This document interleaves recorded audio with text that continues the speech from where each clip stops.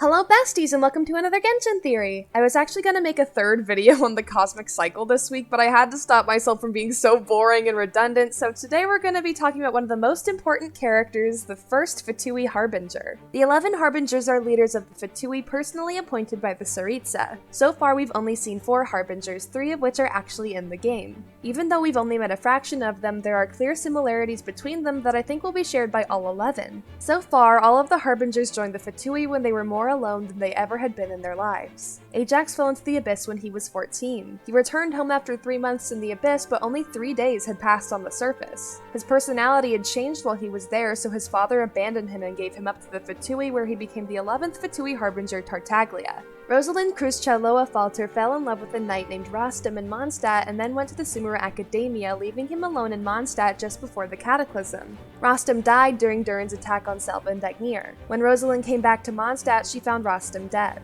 Racked with grief, she used the art of liquid flame and became living fire. The first Harbinger, Piero, found her about to burn to death and got her to join the Fatui, saving her life. She became the 8th Fatui Harbinger, La Signora. Kuni Kazushi was a failed puppet created by A. She thought he was too delicate to lead and use the Gnosis, so she sent him to live his own life.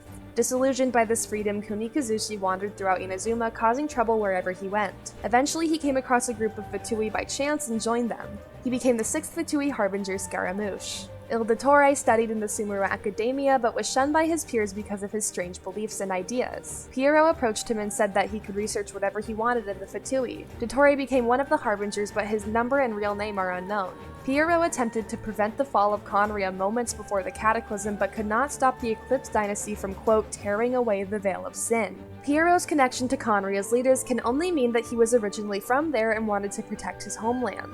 Obviously, he was unsuccessful and Conria was destroyed. After witnessing the destruction of his home and the deaths of his family and friends, the Tsaritsa got him to join her as the first Fatui Harbinger. I think it's safe to assume that all of the Fatui Harbingers will have similar backstories about how they joined the organization. All of them had been abandoned or experienced great losses before joining, and that loneliness was suddenly remedied by having a huge organization to fall back on.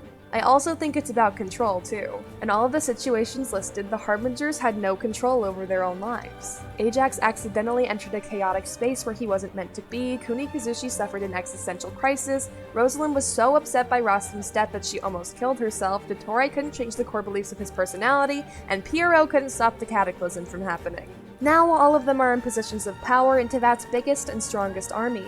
They have regained control not only of their own lives, but others as well. So far, 10 of the 11 Harbingers have been named. We've met Tartaglia, La Signora, and Scaramouche in game, and we've also seen Ildatore in the comic.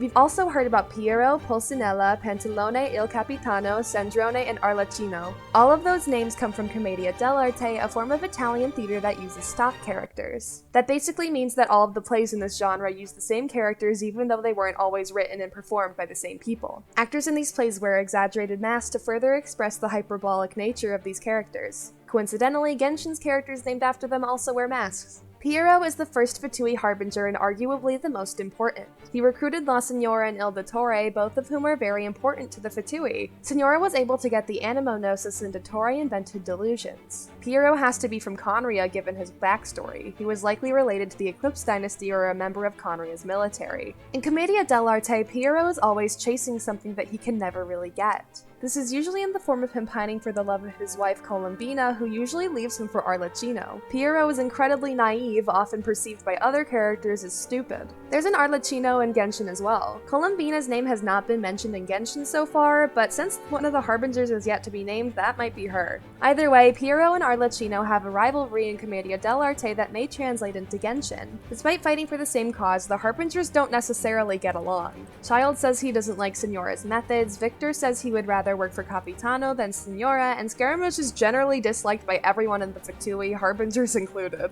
Piero and Arlecchino may end up having a similar attitude towards one another based on their counterparts in Commedia dell'arte. As for Commedia dell'arte Piero being seen as dumb, the same can be said for Genshin's Piero too. He tried to convince the Eclipse dynasty to stop doing whatever it was that caused the Cataclysm, but clearly they didn't listen. But Piero ended up being right because Conria was destroyed. In the original Chinese text, Piero's alias literally translates translates to the clown role, but it can also be interpreted as the jester, the comedian, or the fool. In Latin, fatui means fools. I don't think this has any huge meaning other than showing how important Piero is to the organization as a whole. His alias and the army's name are literally synonyms, or in some translations, the same word. The thing I find most interesting about Piero is his partnership with the Tsaritsa. She was one of the Archons who was forced to destroy Conria, so you would think that the surviving Conrians like Piero would despise her, but they've been working together for 500 years. If Piero were to team up with any of the Archons, it makes the most sense for it to be the Tsaritsa. Venti says that she was the kindest of the Archons before the Cataclysm, but she was so traumatized by what she witnessed in Conria that her entire personality changed. We've talked about this in countless videos, so long story short, the Tsaritsa wants to take all of the Gnosis from her fellow Archons so Celestia doesn't have anything to hold over them anymore.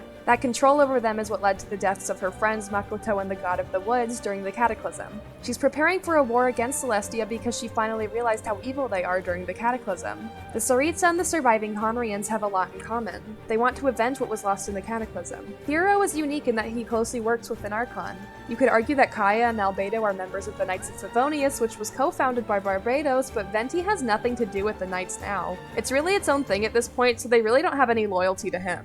We know Dainsleif dislikes the Archons because he doesn't understand what actually happened behind the scenes in the Cataclysm. Piero's friendship with the Tsaritsa could be an interesting point of contention when we inevitably get to Snezhnaya. Dainsleif was the leader of Conria's military forces pre-Cataclysm, and Piero could have been one of his soldiers. Even if he wasn't, he was close to the Eclipse dynasty in the same way that Dainsleif was, so they had to have at least crossed paths at one point or another before the Cataclysm. Dainsleif shows up everywhere, so I'm sure we'll see him in Snezhnaya, the home of Conria's newest saving grace, the Tsaritsa. Dainsleif, clouded by his own opinions, will likely not understand why his old friend has sided with who he sees as the enemy. As of right now, Dainsleif really has no one. He used to travel with the Abyss Twin, but has since been abandoned by them and likely the Abyss Order as well.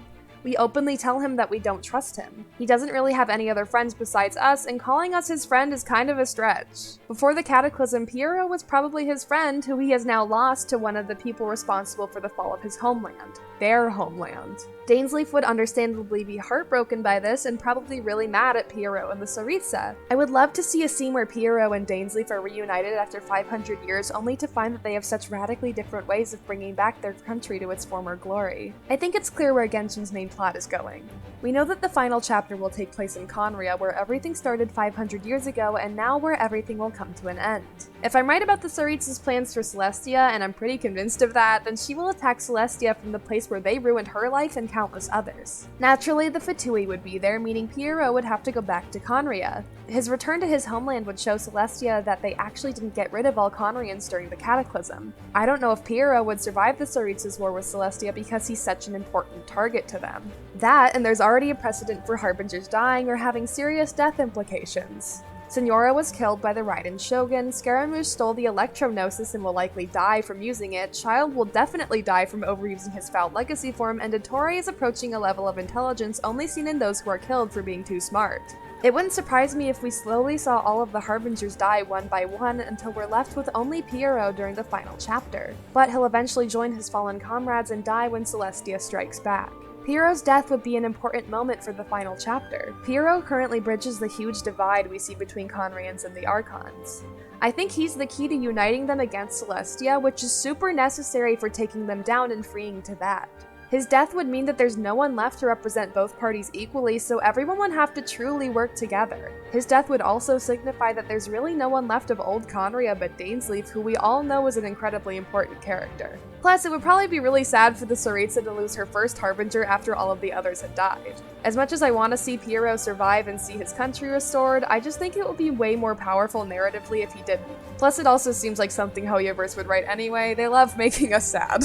This is all extremely speculative. We know almost nothing about Piero other than his origins and that he's currently a Harbinger. I just think this Piero would be super cool to see in Genshin. I love doing these kinds of videos where I just guess what a character's entire story is gonna be. I had a great time when I did it for A year ago, and I had so much fun doing it for Dottore a few weeks ago, and now I'm loving doing this for Piero. So Hoyoverse, if you need someone to write character arcs for you, I'm right here and I will happily do it. I'll be out of state doing college orientation next week, so I won't be able to get a theory video out, but I do have a lore video pre-recorded, so you at least have something for next week. Thank you so much for liking, commenting, and subscribing, and I'll see you next time. Bye, besties!